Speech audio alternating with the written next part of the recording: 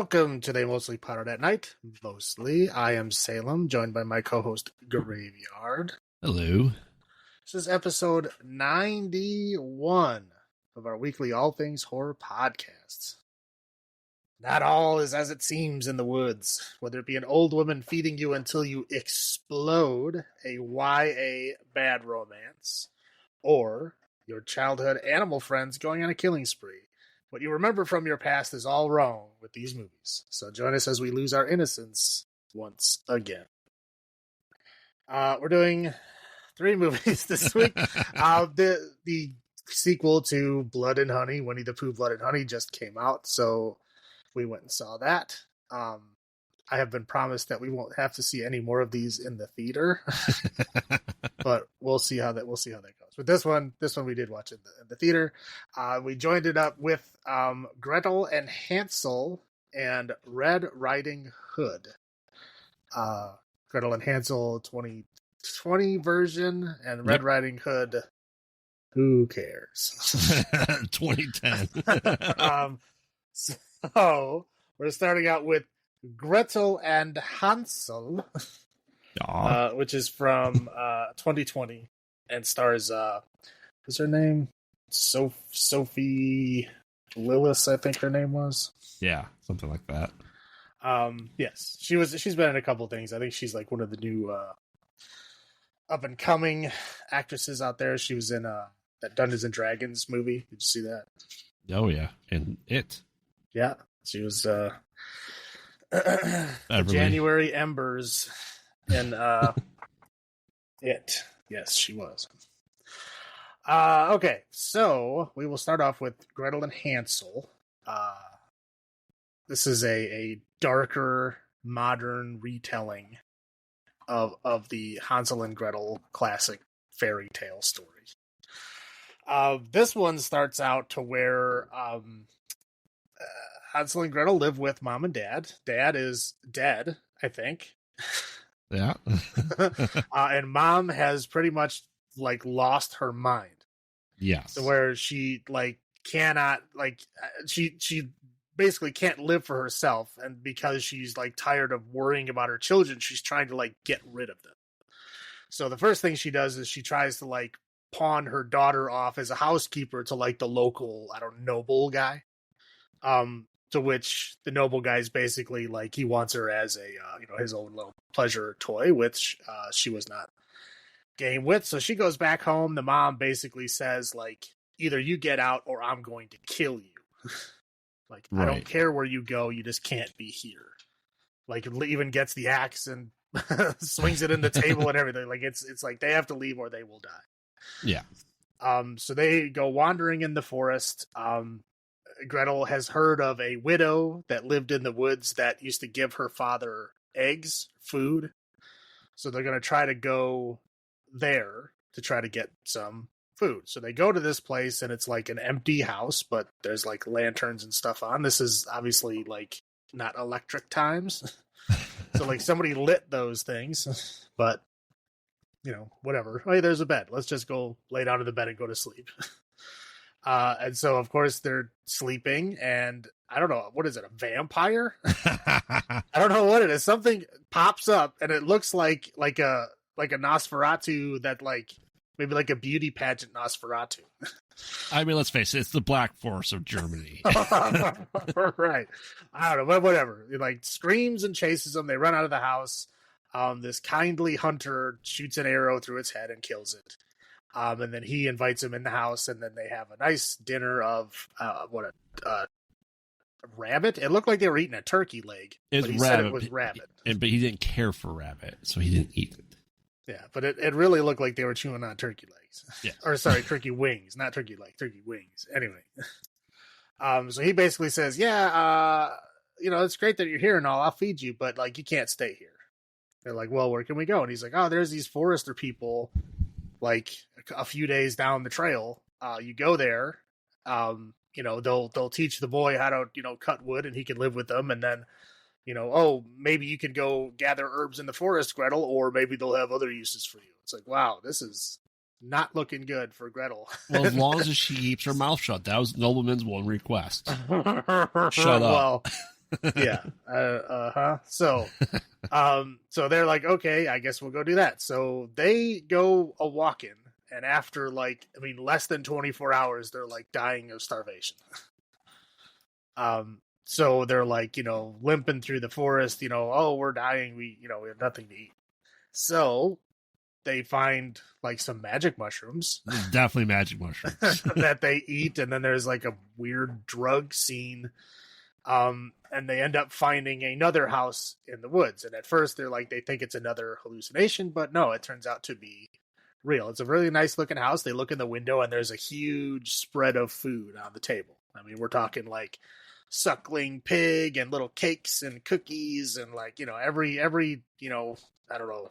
This isn't quite medieval, but well, I the way I viewed it is the table that Kano was eating at Mortal Kombat was just him, and just like the medieval 12-person long table just for one person. Right. So they're like, oh, let's do that. So she's banging on the door, nobody's answering. So the Hansel realizes, hey, the window's open. Let's just go in and eat. So he crawls in and starts stuffing ham in his pockets. Old pocket ham. Right. And then Gretel ends up going in, and then they meet the lady who lives there, who I'm just going to go ahead and call her a witch because, I mean, she literally has black fingers. I don't think anyone was surprised to find out that she was a witch, right? Right. She had the Agatha, from WandaVision black fingertips. Right. Yeah. I mean, yeah, she's dressed like an old pilgrim lady. So it's she doesn't look very nice. But anyway. So they're all she's all like, oh yeah, go ahead, eat as much as you want, and so they're eating, and then, they stay there for a couple of days, and they're kind of like, hey, what do you want us to do something to pay you back? We're not just to stay here forever and do nothing. And she's like, sure. And she's like, oh, the boy can go cut wood. So she just gives him a hatchet and just sends him out in the yard. And I don't.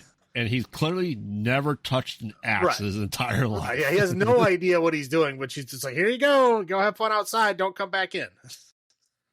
And then he's just outside wandering around all day. And then the Gretel is then, starts doing housework, but then quickly becomes a witch's understudy. So where she's teaching, she's low key teaching her how to make potions and salves and all this kind of, witchy type stuff. Yes. And what, as she was putting some stuff away, she finds this secret doorknob in a closet. She doesn't open it yet, but at this point she's just curious as what's going on. So one day, her brother just doesn't come back. And she's like, hey, where's my brother? We need to go out and look for him. And she's like, oh, he'll be fine. He's just out doing his wandering thing. You need to let him grow. You need to let him, find himself. She's like, okay.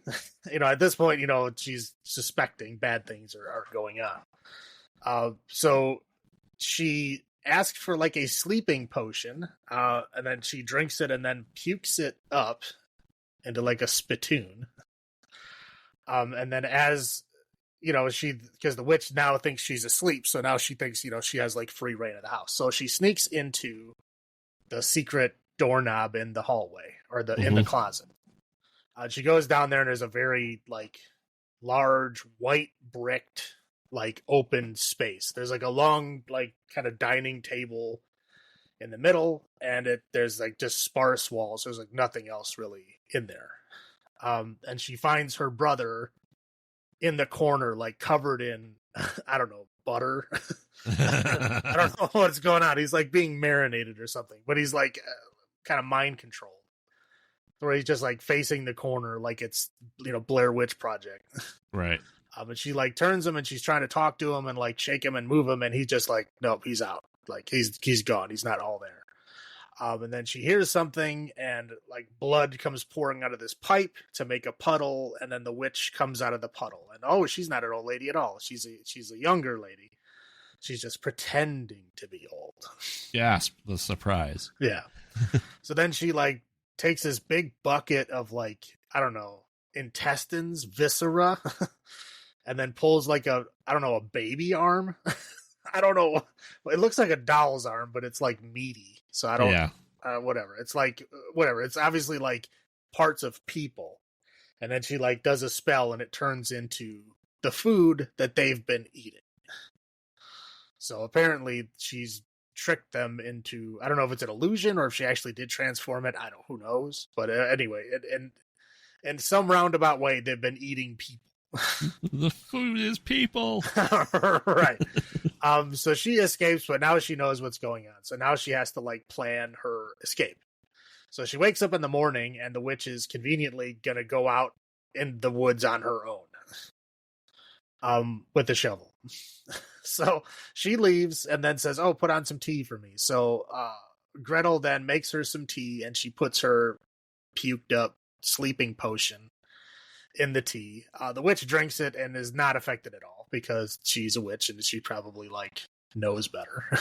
Right. And instead of being angry, she just basically, tries to convince her like, hey, like your brother, needs to go on his own thing. Like you need to become a witch. That's like your destiny. Your brother's holding you back. Like your brother is like your humanity. You need to like kill him so that you can become what you need to be, like an evil witch. And she's like not on board. Right. She kind of sort of pretends, but the witch is, wise to this.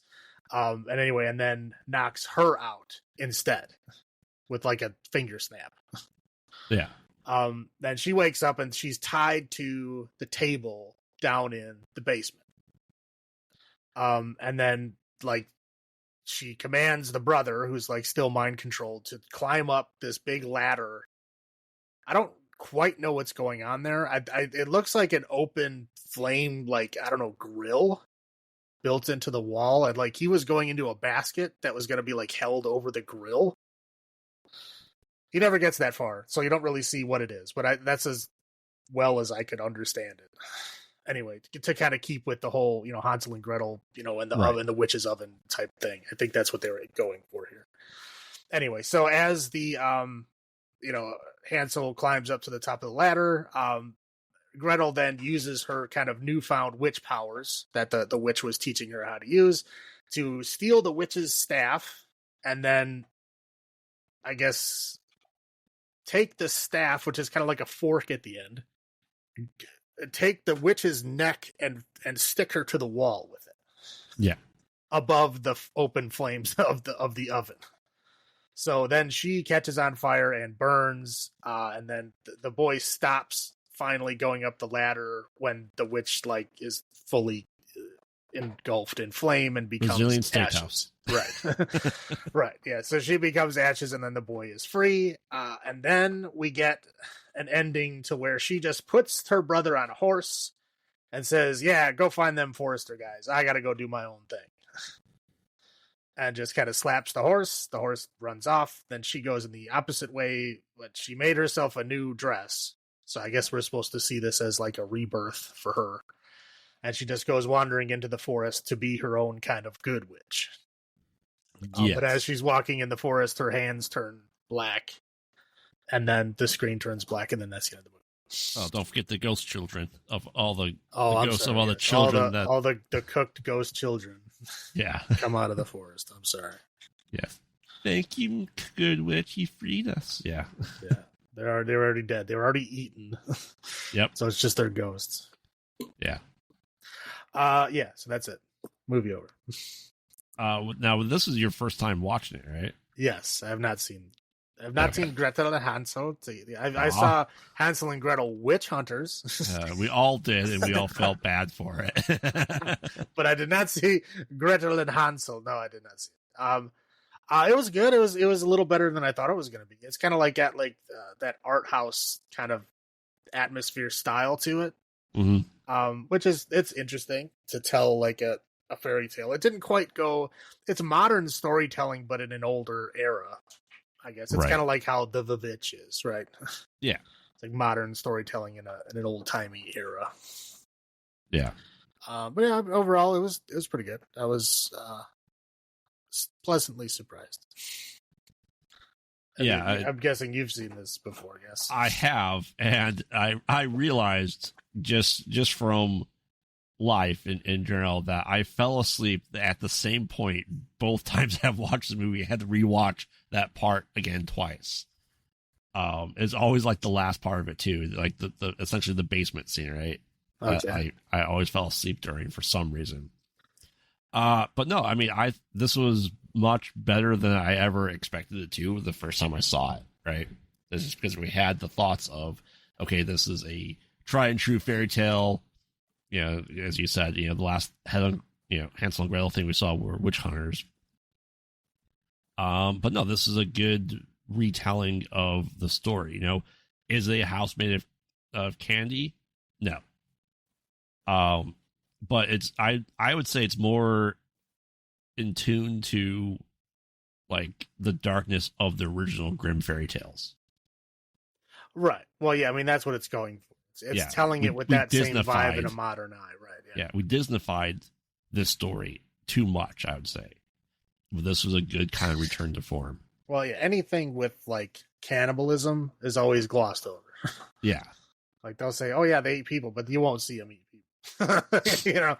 You won't actually see it. You won't see like them, licking the marrow out of a skeleton. It's just not going to happen.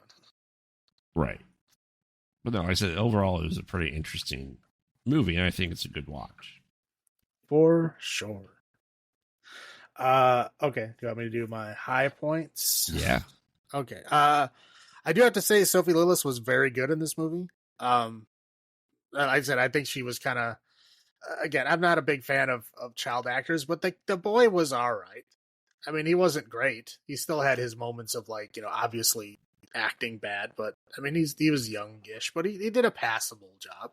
Yeah. But Gretel, I think, did a fantastic job. I thought she kind of played all the emotions and and the whimsy and the dread at all the right times. And I think she did pretty good. I would say that's a high point.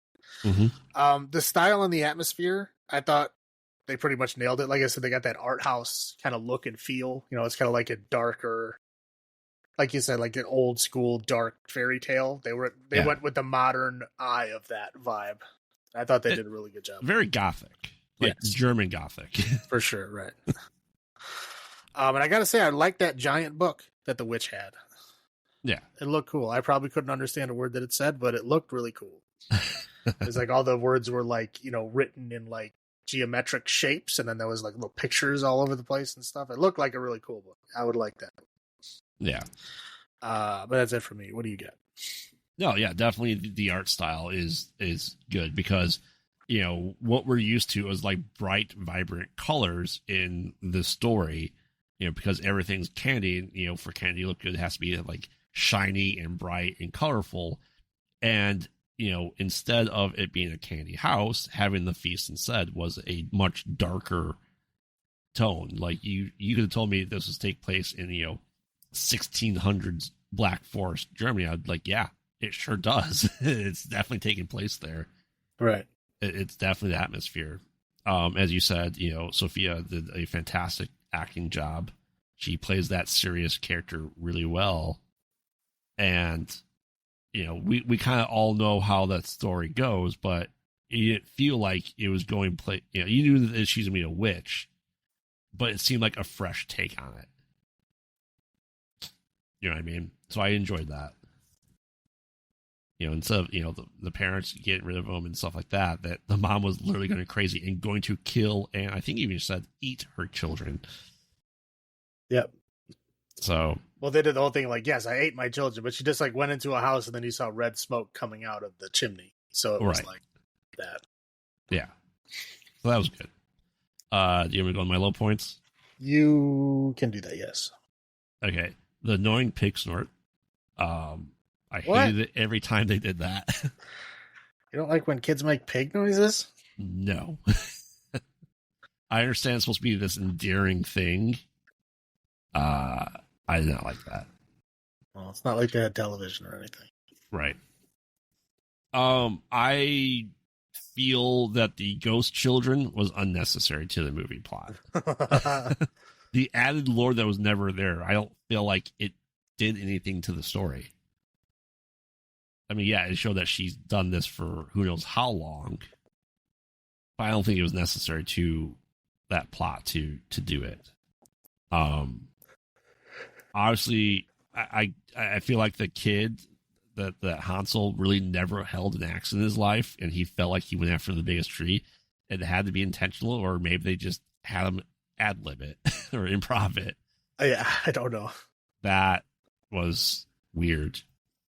And then after all that they went through, that she was so concerned for her brother, just to go, yeah, see ya, I'm a witch now. Right. Those are my low points. How about you? Right, well, yeah, I'll go to mine. I will agree with you on the ending. I did not like the ending. After all the bullshit she went through to save her brother. Yeah, she just like puts him on a horse, slaps the horse's ass, like, go find them people. See you later. I got my own shit to do. Like, you could have like walked him there.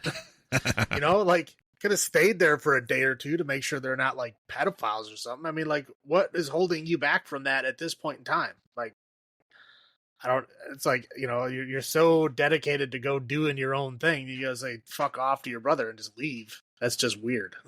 Right. And I will say there was some suspect CGI in this movie. The scene with the tree in the forest was not good. I will say, like, the pool of blood that the witch comes out of and in the basement was not good. I mean, they creatively worked around it to make it not as noticeable, but like if you actually looked at it, it was not good. Right. I mean, again, that's just it's not too, like I said, it wasn't super noticeable. It just, you know, I watch for that kind of stuff. But yeah, that's really all I got. Okay. So, or do you want me to score first, or do you want to score? You can score first. All right. This movie, it was decent. I mean, would I watch it again? Maybe. I mean, yeah, it's not terrible. It's not fantastic, but I'll say like a 6.5. What's our olives for this week? We're gonna do CGI trees. Because there's a lot of CGI trees. There's a lot of forest and trees in these movies, so that's what we're doing. Yeah. I mean, this is, like I said, this is a surprising movie, and as you said, it feels like the vein of the Vitch, right? And it's missing, I feel, in a lot of modern horror movies, right? It's, you know, we are going to that polished and clean look, and it's nice to take a step back and just kind of look at a classic story or an olden time like this and make it look great, other than the couple CGI missteps. I said I've seen this twice now. Will I watch it again? Yeah, I absolutely would. I'm going to give this probably 7.25 CGI trees out of 10. All right, and then next up, we got the wonderful, fantastic YA version of Red Riding Hood. And I'll let you take it away. Yes. As anyone that listens to us know that we usually do these in chronological order. However, I have seen Red Riding Hood a lot, unfortunately. But let's call it what it is. As we said, we're saying it's YA because it is YA. It is a young adult story that came out in the vein of Twilight. And you can tell. Yeah, you for sure can. They even got the love triangle and everything. Right. So, you know, we know a little bit of the story of Red Riding Hood, right? You know, the big bad wolf, Easter Rambler, blah, blah, blah. But lots of names, you go, hey, I know that guy. You know, Saul from... Saul Ty from Battlestar Galactica. Battlestar Galactica. Daniel Jackson from Stargate SG-1. Yeah. The dad from Twilight, because this is a Twilight movie with werewolves. Well, I knew him from Revolution, that other terrible show. Yeah. Amanda Siegfried. Somehow they pulled Gary Oldman into this. Who is basically acting in a different movie. Yes. He really is. Because Gary Oldman can't do wrong. I mean, it's like he can't. It's impossible. Yeah. And then a bunch of people that you don't know, like the two guys of the love triangle. I don't know who the hell they are. Yeah, I'm sure they're in a lot of other like YA garbage because they look like that type, but I don't know them. Yeah. So essentially, the movie starts off with a murder by the wolf in an old timey, let's say German village. No. You got to start it where it really starts. And where's that? Prancing in the forest. Oh, I'm so in love with you, Mr. Woodcutter. Oh, we're gonna run away together because we're so in love. Yes, we're Oh two shit, we attractive can't people. because my sister's dead. Yeah, That's how it really starts. Yeah. And we find out that that she was killed by the wolf, so there's a good old wolf hunt. They go into there. Poor Daniel Jackson doesn't make it back, and they kill an actual wolf after like this party. And like the basic love story is, Amanda Seyfried is engaged to be married to a proper guy in the town. The town of like 30 people. He's a rich guy. He's a rich guy. Blacksmiths are always rich, as we all know. But she's in love with a woodcutter, which is wrong because her dad's a woodcutter. And her stepmom, played by Beverly D'Angelo. No. That's the woman from Candyman. Virginia Madsen. I know, I'm just saying. It looked like her. Yeah. That's the yeah. So yeah, like she's like, I married your father, and that was the greatest thing ever. Blah blah blah. More YA bullshit. Yeah. Happened.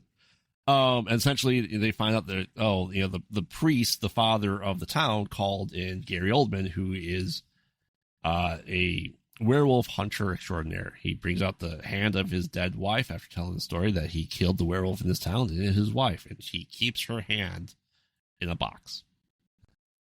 Right. And this isn't like a time of embalming. No. So I don't know how he keeps that thing preserved. Yeah. And he has silver-tipped fingernails that are they're not even tipped. He has silver fingernails. They're like, I don't know. It looks like he painted them on. I don't understand what happened. But nice and pointy, so they all look like cocaine fingernails. Of course, with correct. silver. Yeah. This is a YA show. Yeah. Right. He's like, okay, we're gonna find this werewolf. We need to start doing interrogations. They interrogate the simple brother of a girl by putting him in the heated elephant, which was a thing, right? You'd put people in like a metal container or a bowl or an elephant and put a fire under it and torture them. Yeah, it's the bull. I think they called it the Bronze Bull. Was the original name of it. I mean, same thing. But. Yeah, which is a pretty gross torture device to use in a YA thing. Yeah, I'm just saying. I think it predates the Romans. I mean, I know they say it's the Romans, but I'm pretty sure it was earlier than that. Yeah. So anyway, they torture the poor simpleton. Is like, and the sister's like, "I'll do anything for you. Turn around." I know a witch. A witch, you say? Says Gary. So she's like, "Oh yeah," because the werewolf came and talked to Amanda Seyfried and was able to understand. And she was able to understand it. So that her friends like, "Oh, she's a witch," and they was like, "Yeah, she's a witch, and we're gonna curse her and all the stuff." Yeah, and she wears red because she's a whore. Yes, because her grandmother made her a red thing. Whose grandmother is like the town psycho that lives outside the town in like the nicest house. The town eccentric. Come on, buddy. You mean like that? So they start torturing the pro like in a stockade. Like, the wolf will come out, and then like the two guys, the love triangle, like, we will free her. We'll cause a distraction and explode things. So they get after like this whole like man in iron mask. People like, you're too pretty. I knew you were a witch. You're too perfect. You wear red. I'm saying, like, again. Okay, I'm sorry.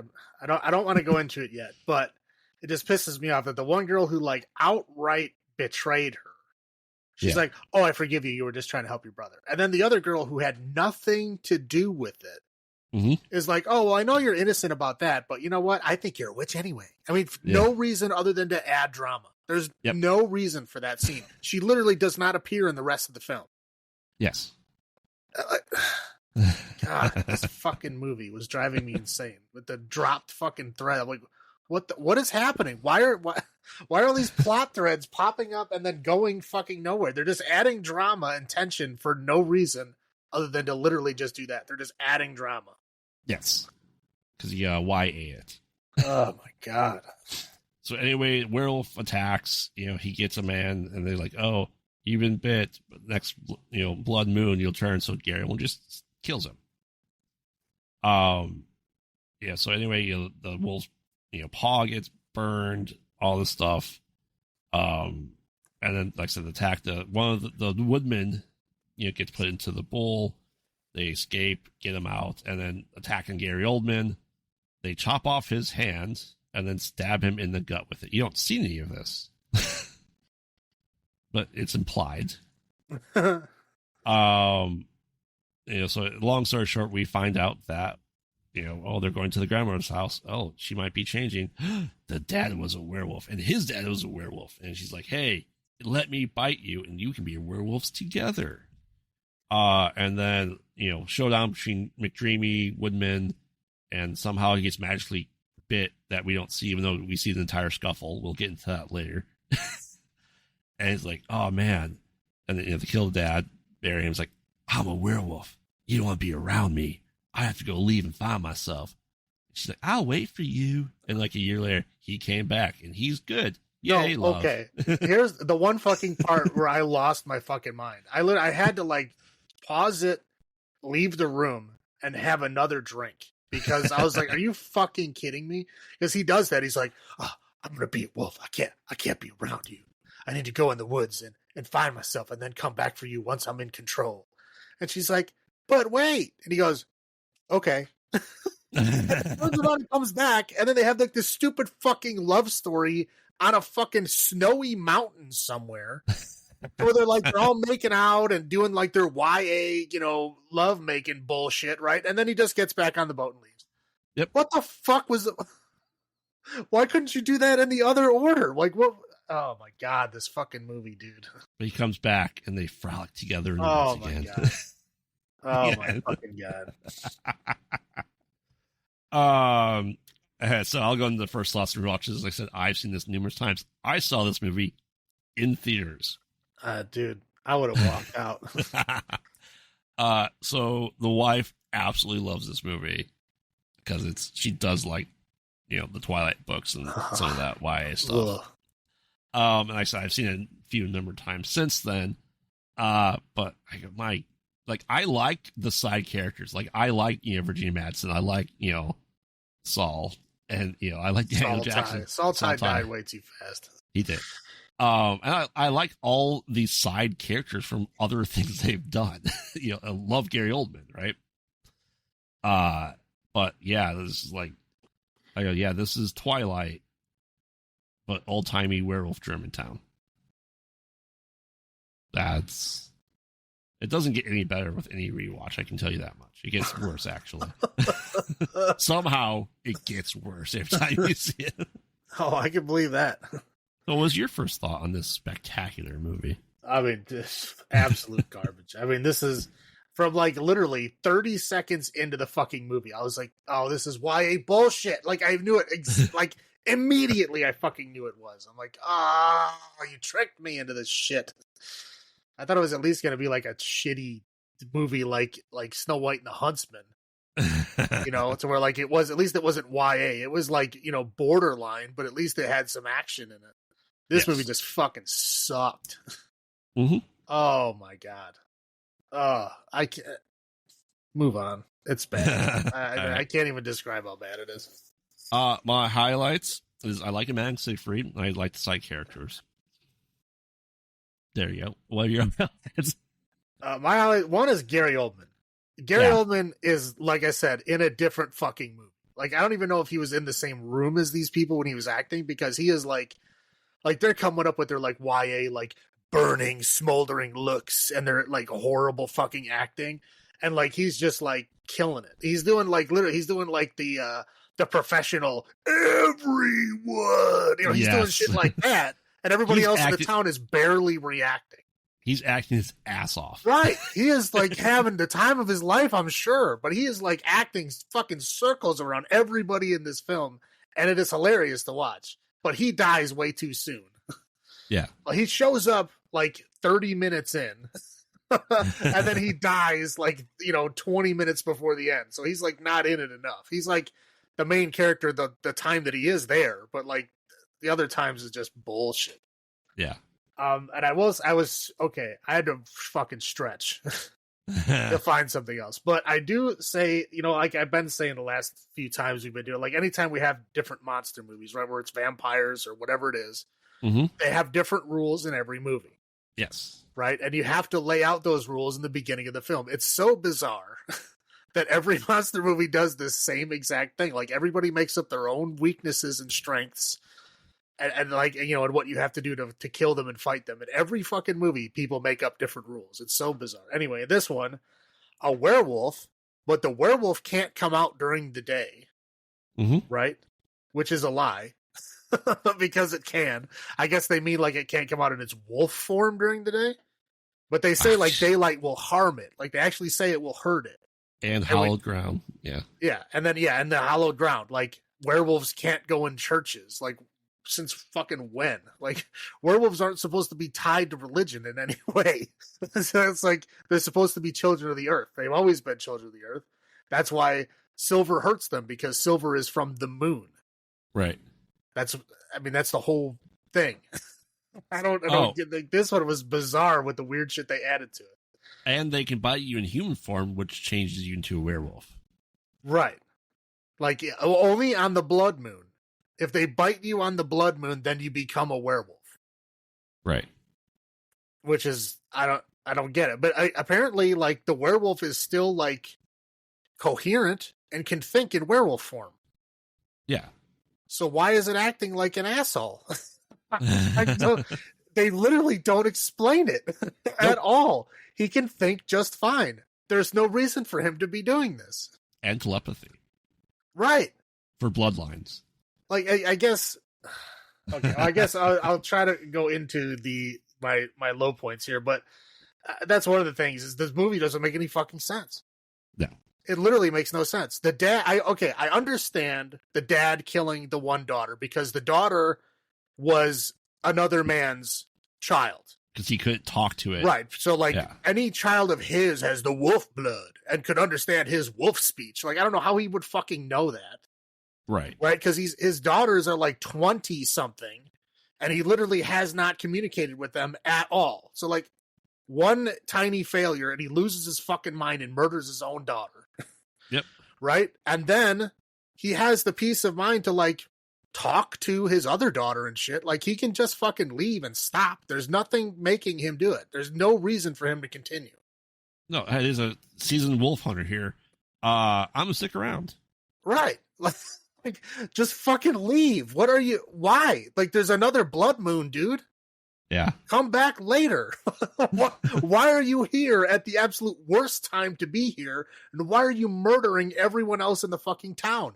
The more people you kill in the town, the less likely you're going to make any money as a woodcutter. Yep. Like, you're harming yourself and your entire economy for absolutely no reason. This movie doesn't make fucking sense at all. I'm just like sitting there trying to understand it. And at the end, they try to give you like, I wanted my daughter to come with me to the big city. Right. Like, you could have done that a couple of months from now when there's another fucking blood moon. Like, why does it need to be right now? Or, as a human.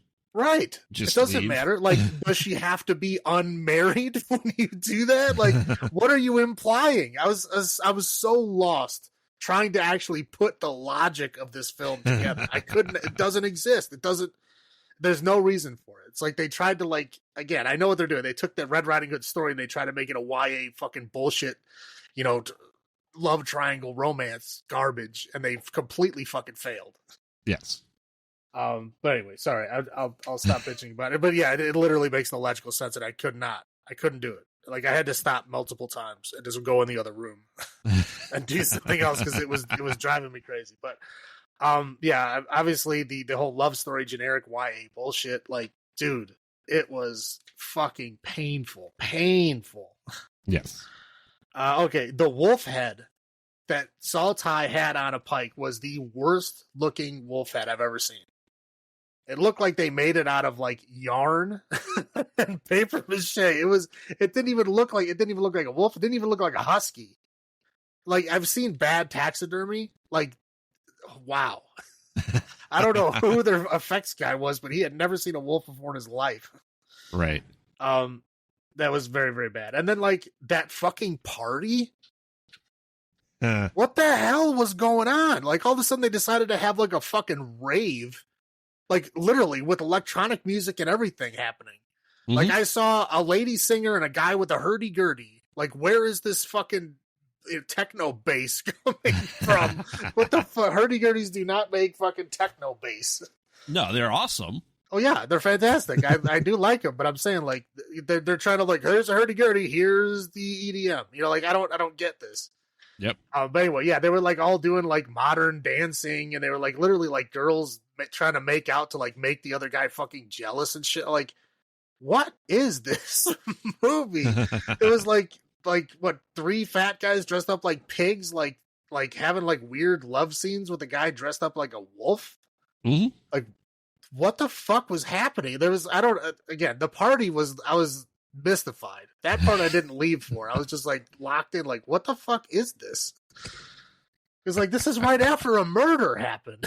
Yes.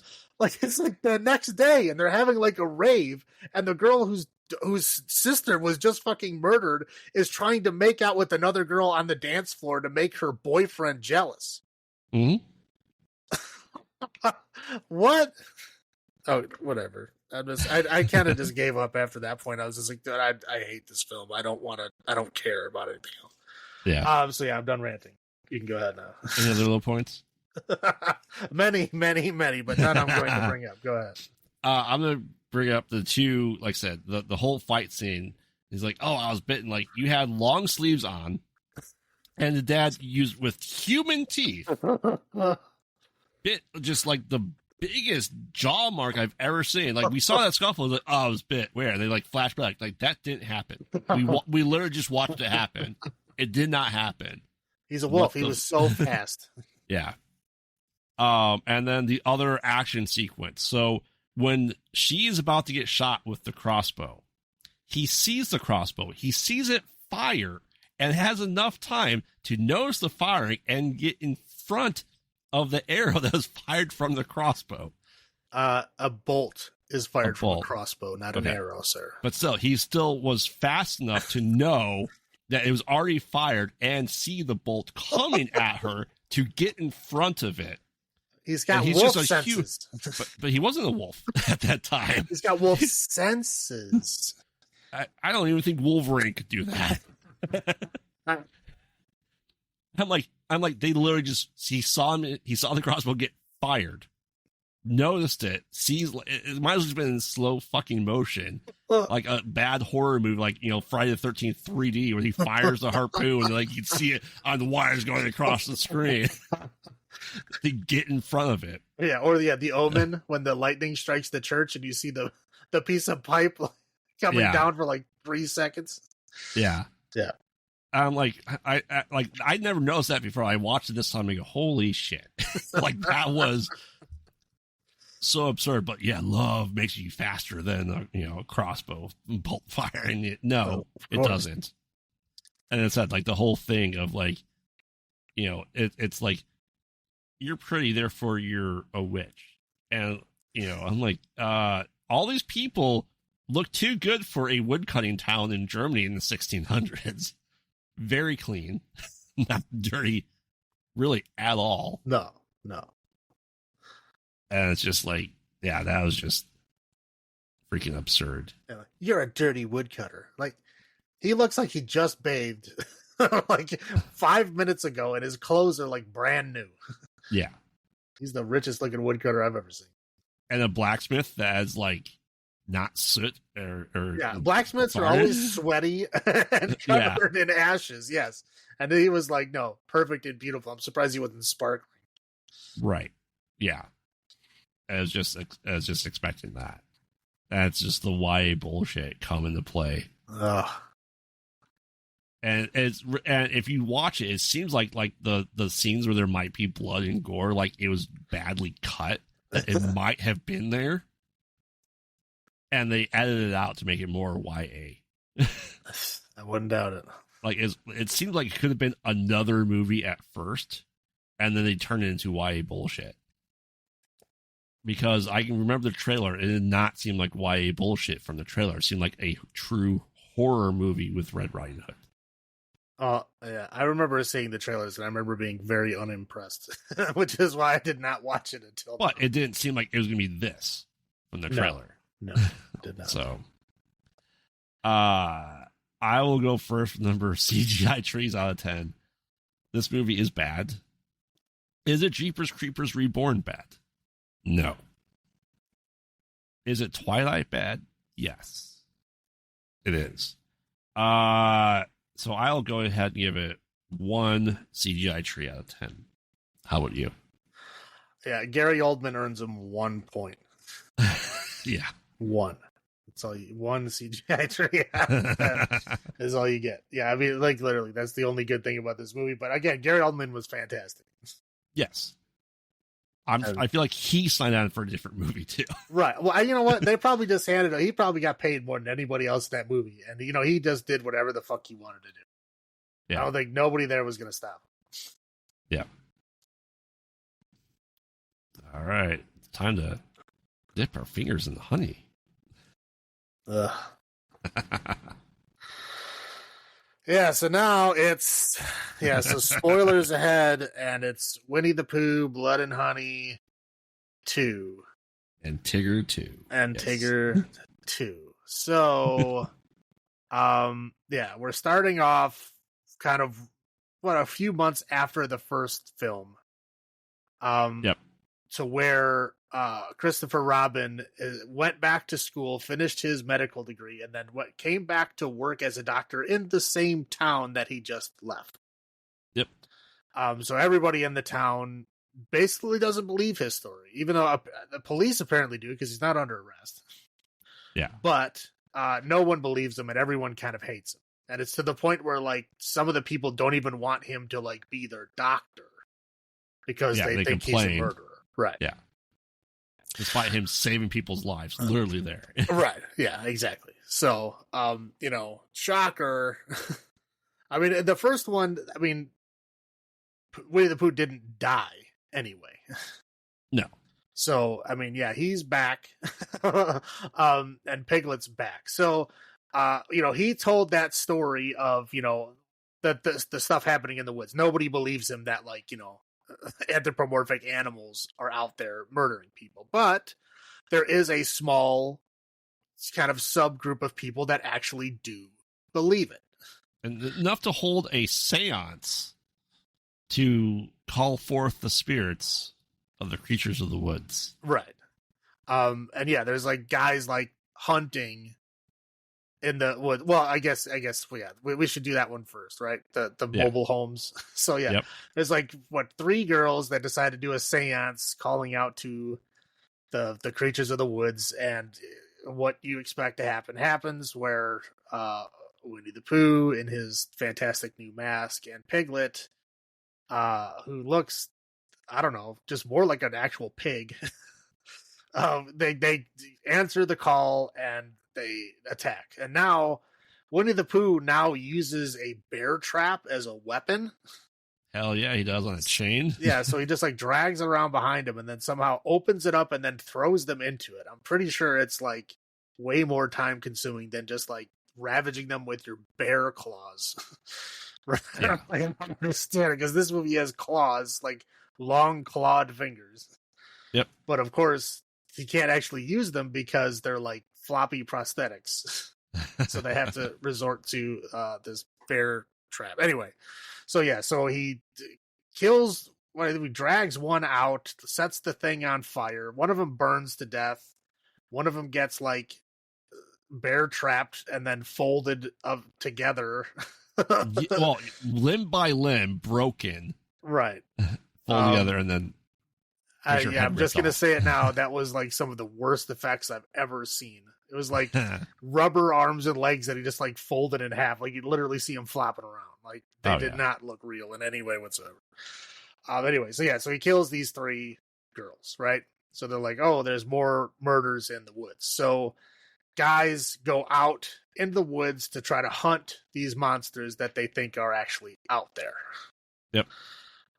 So they're all like with guns and like, oh, we're gonna find them. And so they go out there, and Piglet, I don't know what the hell he was thinking when he comes, like jumps at him, misses, and gets a shotgun blast to the face, like blows his head clean off. Yep. And then Pooh comes in and kills everybody else. And don't forget, though, we are introduced to Owl for the first time at that point, too, right? He's flying overhead. He's flying overhead. Well, yeah, but basically we don't find out about Owl until after that attack happens, and then they retreat back to Owl's house because Piglet got killed. Right. But yeah, but anyway, so yeah, Owl makes an appearance here. So one guy who like got shot in the face with his own shotgun survives. Yep. So he goes to the hospital where Christopher Robin is at. He doesn't he sees him come in, but he doesn't actually do the work on him. But after they did the work on him, the guy calls him over. He can't talk, but he writes down on his little whiteboard like, "You were right." Yep. Because he saw the things. So he's like, "Oh shit." And then, so now he knows that they're back or whatever, they're around again, and that he was right. And, cause he was even starting to like doubt himself at this point. Right. Yeah. And now we get a lot of disjointed things happening. Well, we get the exposition dump that he had a twin brother that disappeared when they were like 8. Right. Yeah. So he witnessed the kidnapping of his little brother, but they're also kind of insinuating that like all the other children at this party also got abducted. There were 6 other kids at the same time, but they knew all the other kids. Right. But they're the kids at the party were his friends that were throwing the rave later on there. Some of them, yeah. Like his woman interest that really wanted him but didn't know if he was crazy or not. Yeah. So anyway, yeah. So we get introduced to that. He's like trying to go through therapy to figure that out. He ends up remembering someone's face as the guy driving the van. I know these things happen over skipping time. I'm just going to kind of get to the end of this.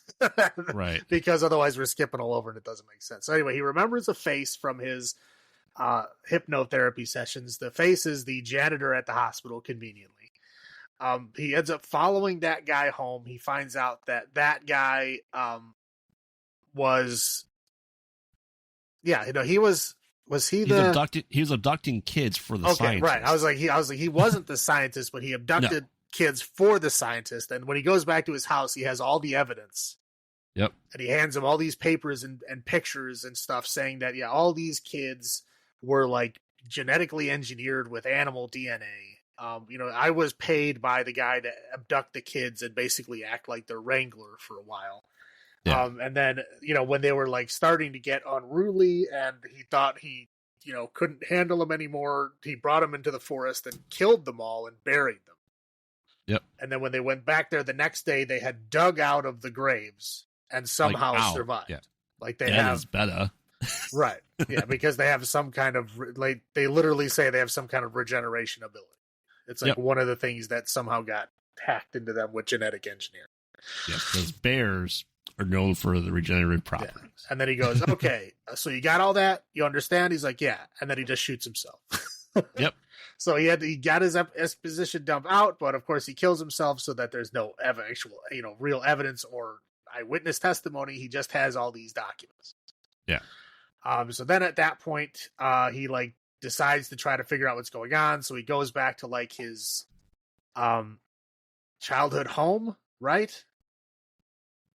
Oh, they still live there, yeah. Yeah, he goes back to his childhood home, and his sister is playing with like the bear, the weird looking bear that his brother used to play with, or something. That had like removable guts. Yeah, that like had teeth on it and shit. It was weird looking. Anyway, so I guess we should probably like pause there because that's like the finale. But like this was happening independent of everything else. Like he wasn't involved with the rest of the stuff happening, but this is his path to get to the end. And then the other path, like I said, is just disjointed shit, is because they're just baking up scenes to show the animal characters murdering people. Right, because Owl goes, you know what? It's time that we took the fight to them. And they're like, yes, let's let Tigger out. Right. And they go on a murder spree. Sure. We'll get to that. But yeah, so they're basically just like, yeah, there's a scene where they go to Christopher Robin's house and murder the parents. Yep. They go to the girl's house, or she was babysitting for someone. They go to that house for some reason, to try to kill the girl and the child. They fail there, and then they go to this rave that the girl was throwing that she didn't want to invite Christopher Robin to because she was like she didn't want to have that kind of vibe or whatever. So they literally like Pooh and Tigger kill everybody at this rave. Owl doesn't show up. Yeah. Owl flies around and follows them when they're driving around, but does nothing. He literally leaves the movie and does not come back. He kills. Tigger kills a couple of cops that made it to Owl's house. Right. There's a couple sets but of cops. That's like when he got out first. Yeah. And then, like I said, Owl does not do anything other than fly around for the rest of the film. Yes. So Owl just flies around and watches people, but doesn't do anything. And he doesn't come back until like the mid-credit scene. Right. So they go to the rave, they kill shit tons of people that are at the rave. It's just an excuse to show all these stupid kill scenes. Lots of head pulling off. Yeah. Let's just go with that. Yeah, exactly. Like if you can just rip people's heads off that easily, why don't you just do that all the time? Why are you wasting your time dragging a fucking bear trap? Like you know how much time and effort that takes versus just tearing their heads right off? Yeah, they actually have some scenes of them like shoving knives to the floor to get the one girl. They throw the guy hides in an incinerator at this old like smelting plant, and they turn it on, and he burns alive. Right, which Lots is amazing for like off. fucking feral children. They somehow know how all this technology fucking works. Yes. Anyway, so so we get all that kind of bullshit, and then at the end of the rave, of course, they go back to the fucking house with Christopher Robin, and then they have like a fucking stare down. Right. I don't really remember what you can go ahead and do the ending. I don't remember what happened. Well, they go back, and he realizes that Pooh is his twin brother. Right. And they like part of the scene of the child repressed memory is like, oh, they were always bad. And like they show him like as a little boy after he dug himself out of the grave. Oh, he was eating people the entire time, and Christopher Robin just never saw it, which is bullshit because that's not how the first movie happened. Well, no, they specifically said you blocked it out. Yeah, like he did see it, he just blocked it out of his memory. Right. Which goes against the face of we'll get into that in our low points of the entire first movie. That they kind of retconned it all. The little boy named Freddy that was obsessed with horror movies was watching Winnie the Pooh, Blood and Honey 1 with some edited scenes. Well, it wasn't the same film because they had to put another stupid fucking joke in it. Yep. Because they had to make fun of the Morbius joke where they say like it's Morbin time, which never actually happened. But he says it's Pooh in time. And gets hit by lightning, yes. Yeah. Fucking anyway, so Christopher Robin shows up at the rave with the girl. He has his gun, and he lures them back into the 100-acre woods to where he happened to find the spot they were buried. And there's still open graves. Yes. After 20 years later. 20 years later. And he's like, oh man, they start, fighting them, and he convinces Pooh, he's like, oh man, you're my brother, and he's like, oh bother, as he cuts his head in half and he falls back into the grave. Pooh and Piglet dead. Right. End of movie.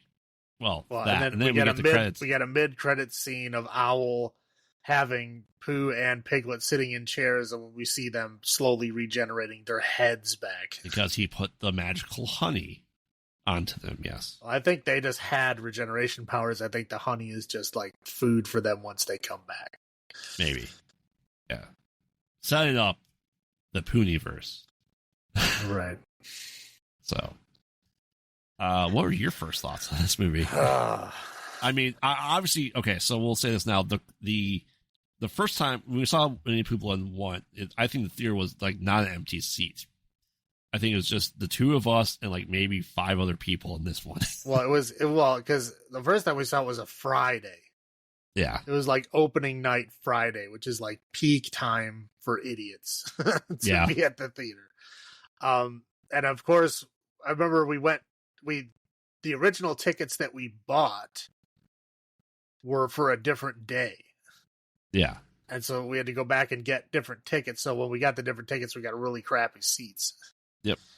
But anyway, yeah, and then I think everybody, and then we had people like literally talking the whole time.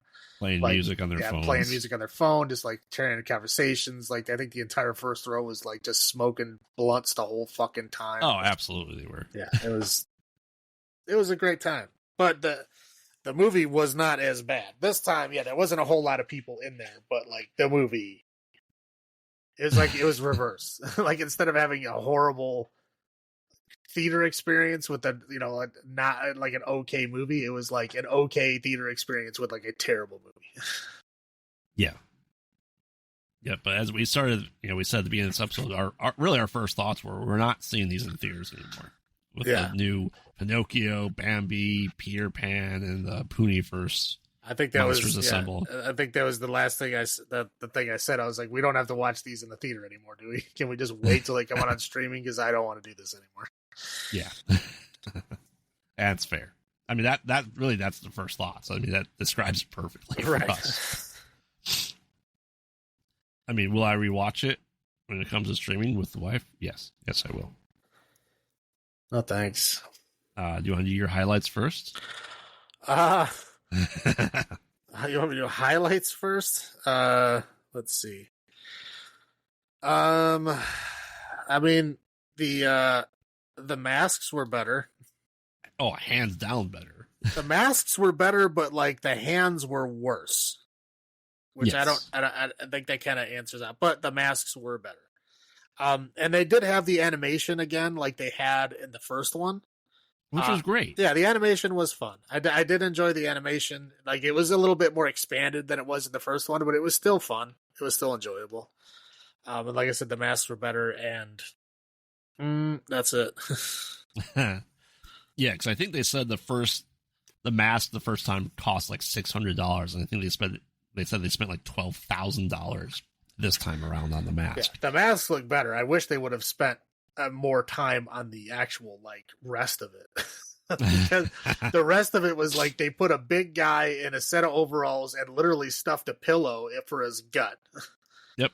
Like, and then they had these like goofy like prosthetic hands to make his fingers longer, but it wasn't like anything stabilizing it, so they're just like rubbery, floppy.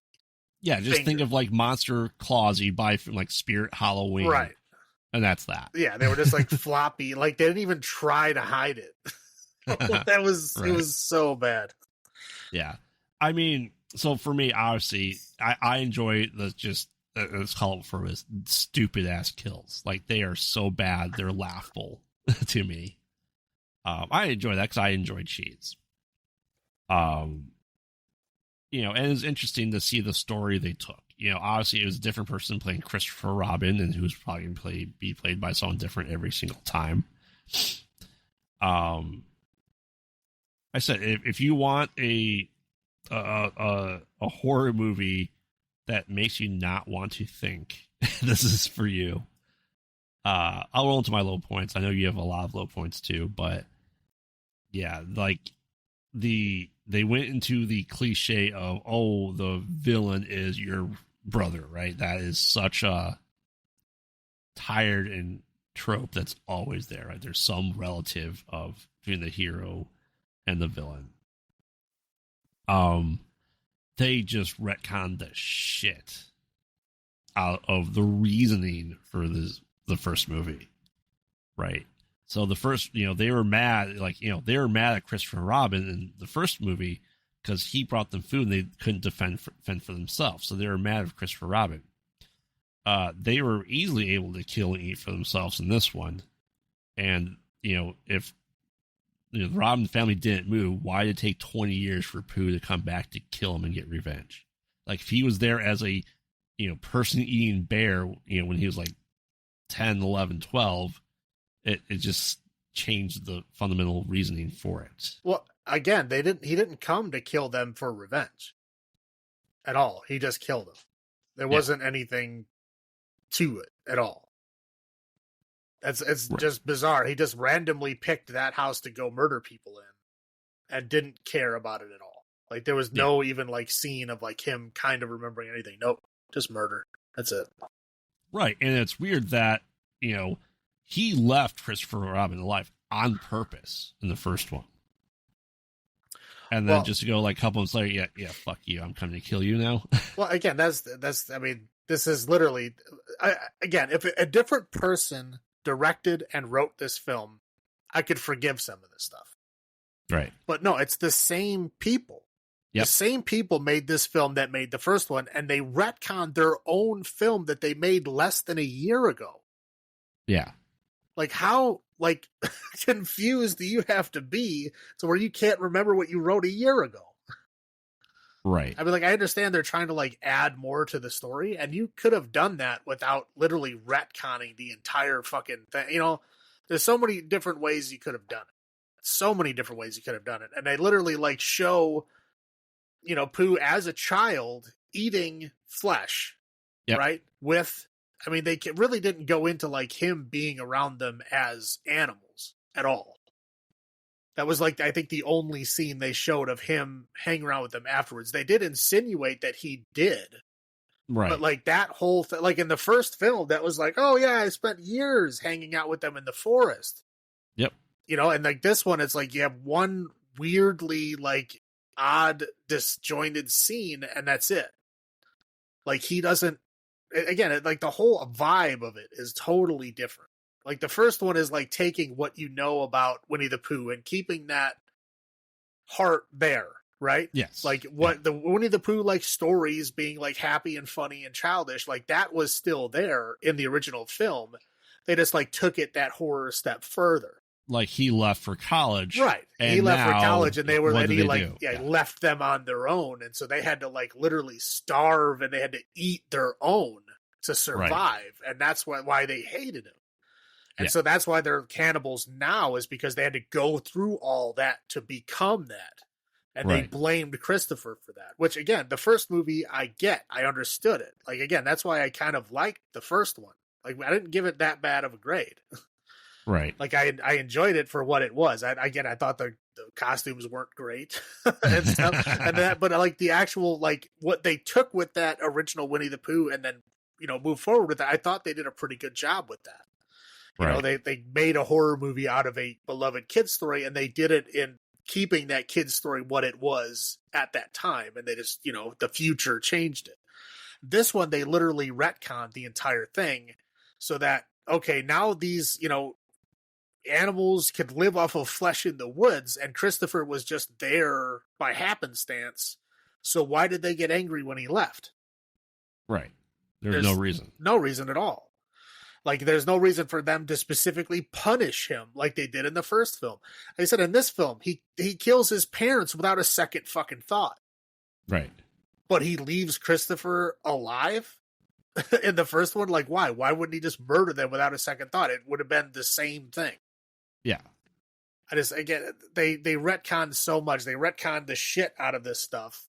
Again, like, you know, him having a brother, like, there's no fucking way that would not have come up in the original film when he was explaining how everything happened the way that it did to his girlfriend. Yep. There's no fucking way that did not come up. Yeah. You want to continue on your low points? Are you done with yours? I said the kill scenes, they just did it like I feel like the kill scenes were better in the first one, but all the budget went to the mask in this one, so they didn't have the budget for the kill scenes, and they tried to, unfortunately. And he said that, it was like Winnie the Pooh in the first one was a big dude, just like overall, and this was like a tall guy. Here's a pillow. Yeah, they literally like stuffed a pillow in, like it was that bad looking. It wasn't even into his gut, it was like his chest. Right. Yeah, it was like just stuffed into the overalls. Like it was like you could tell it wasn't even attached to him. Yeah. Yeah, why don't you continue then? Yeah, I mean, we're on the effects, so yeah, the floppy hands, I mean, totally unforgivable. Every single character had weird floppy hands, so there was like a lot of things they couldn't do. A lot of like these kills that looked really stupid because they had to like CGI their hands because they were floppy. And they wouldn't work to do the things they were trying to do, which is like, put some sticks in there, man. I mean, there's a million ways you could have done this. Like, how is your FX guy this bad? Right. So it's like they paid somebody to make them the masks, and the guy they had on set just had no fucking clue what to do with it. I mean, the blood. The blood is so unforgivably bad. I mean, it is ridiculously bad. And like the CGI shit is everywhere, and it doesn't even look halfway realistic. I mean, there's some movies you can tell it's CGI blood, but at least they tried. They're not even trying. They just like literally showed it spinning around, splashing on stuff, and then the next scene it's not even splashed anywhere. It's so bad. Tigger's tail is, I think, one of the worst CGI things. I mean, we're talking like this is, I don't know, you have to go like pre-Jurassic Park to see CGI that bad. Because it like, you watch his ass where the tail is coming out of it, right? And you can literally see it jitter around the screen. Right. It's like his ass doesn't move, but the tail is jittering all over the place. Like they can't even like keep it like on the same spot. Like that's like CGI point and click 101, right? It's not hard to center it on it. Like they couldn't even do that. They just like made the CGI tail and they were trying to like pin it on his ass in every individual frame. That's what it looked like they did. I don't know how it could be this bad, but it is very bad, which is why I think they don't really show his tail much. Right. Even though Tigger's tail is supposed to be like the main part of his fucking character, they couldn't show it because it was so bad. And in this movie, without that tail, in the dark, Pooh and Tigger looked alike, a lot alike. Yeah, Tigger was wearing a fucking like a coverall, and Pooh was wearing overalls. That's the only difference between them. Yes. And I will also say that the chainsaw at the end. Oh yeah, the chainsaw at the end, like he's like going ring. And you're looking at the chainsaw, the chain is not moving. At all. It's not moving at all. It's like, okay, when you're pulling the trigger and the engine revs up, that's when the chain moves. Mm-hmm. Chain is not moving at all. And then when they were like, they had to show the chain moving because it was like close up on the screen. They did the CGI over the existing chain, and you could still see the other chain behind it that still wasn't moving. Yes. Like, that's how bad they couldn't even black out the rest of the existing chain with the CGI thing. They just slapped it right over the top of it. Yep. Holy crap. It's, again, I don't know how far back in time. This is like Lawnmower Man bad CGI. Like, it's that long ago. I don't know. They could have got a guy that like is still going to animation school. Could have done a better job. Oh, for sure. Oh my God, it was so bad. Okay, I will say this: the Christopher Robin. I know it's like one of the directors or something, right? The guy had a fucking smirk on his face the entire movie. Yes. I don't know if it's just the way his face is, but like every single scene, it looks like he's like trying not to giggle. Oh yeah. I mean, it's bad. Like, dude, I was like, this is a super downgrade from the first film. Like, this guy sucks. Yeah, he could not act at all. And that, like, him looking like he's about to start giggling every single second, like, no matter how serious the scene is supposed to be, that's how he looks every time. He probably was on the verge of giggling in every single scene. Yeah. And again, like, this film has, like, no direction. I know when I described it, it kind of sounds like there's a direction there, but that, you know, coherent little storyline I gave about Christopher Robin is smattered amongst these, like, just bizarrely cheesy kill scenes that they're just shoehorning in there for no reason other than to have kill scenes. Oh, the body count way higher. Yeah, it's like super way high. Like the whole rave scene is completely pointless because none of the main characters are even there. Yep. They just go there to murder all kinds of people. Like Christopher Robin was never there. There's no reason for them to be there. You know, Owl's like, we need to take the battle to them. Like, I get that. Fight the people that are trying to fight you. I get why they attack the hunters. Why would you start attacking innocent people in the town? Now they're definitely going to know you're there. Yeah. You know what I mean? If you killed the hunters in the woods and then killed other hunters if they come back, totally understand that. I get it. Those are your woods. I get that, you know, wrong turn attitude, right? Yep. But like, this is like, nope, we got to go kill everybody in the whole town. Like, that's definitely going to keep us safe. What is wrong with you? Owl's supposed to be the smart guy. He made it worse for everybody. Oh, for sure. Yeah, I mean, that rave was ridiculous. I mean, I've been to raves before. That's not what raves look like. What? They're not full of half-naked people? Yeah, it was just like a bunch of models that they put in like brand new club gear. And they're not, there's no sweat, there's no darkness. there's no like people on the ground, going like multiple people around them like going, are you going to live through this? Are you okay? Because that's like every rave I've ever been to. There's a lot of people on the ground dying. Well, I mean, not really, but it looks like they are. Right. And yeah, it was like everybody looked like a fucking model except for like the one plus size girl, one. and she was just the token that was there to say, "Oh, not everybody's a model," It's like this is not how like real life is. This is fucking stupid. This is what people think a rave is that have never been to a rave.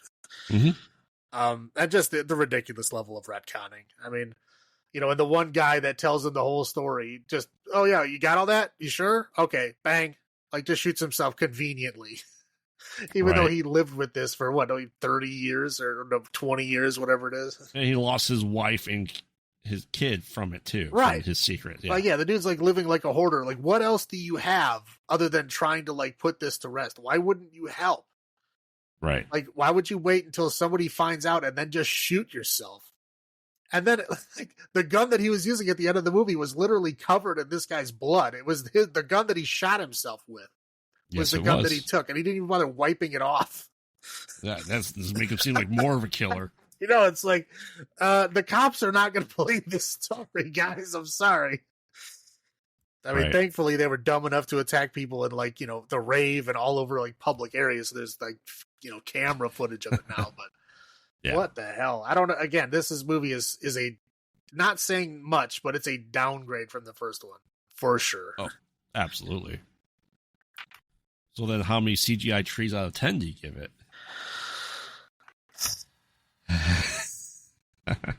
I meant to like go back and look and see the scores I gave other things. But that's fine, whatever. I can look it up real fast. I mean, it's 0.22.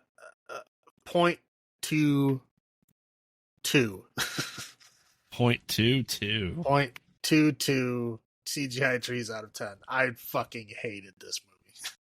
What? I mean, you gave the first one a 6. Yeah, like I said, the first one had its charm. It wasn't a great movie by any means, but it kept the heart of Winnie the Pooh there, and it just moved it forward in that horror realm. You know what I mean? Yep. It just made a cheesy slasher, but it had like that, but it had a little bit of extra to it. It had more than it needed to. Yeah. And this one just like took all of that and just threw it in the fucking toilet. And then just like picked up the shit in the toilet next to it and threw it all over it. Like, again, I don't understand what the hell they were doing. They mixed together two different ideas and it's the same guys. Yeah. How do you fuck up your own idea? We have money now. And they do that. Yeah. Right. Yeah. I don't get it. I don't get how you can make it. Like, again, the first one had its charm. I don't know how you can have a charming first one and then just have this piece of shit as your sequel. Yeah.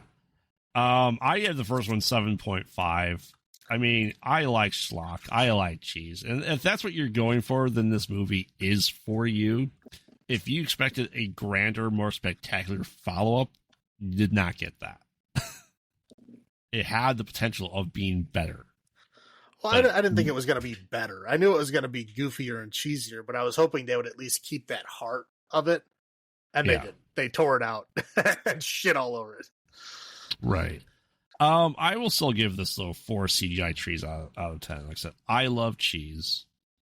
So it still has the cheesiness of it is still spectacular. Bad. It's bad. Let's face it. Yes. So. All right, I'm done ranting now. Is there anything else you want to add?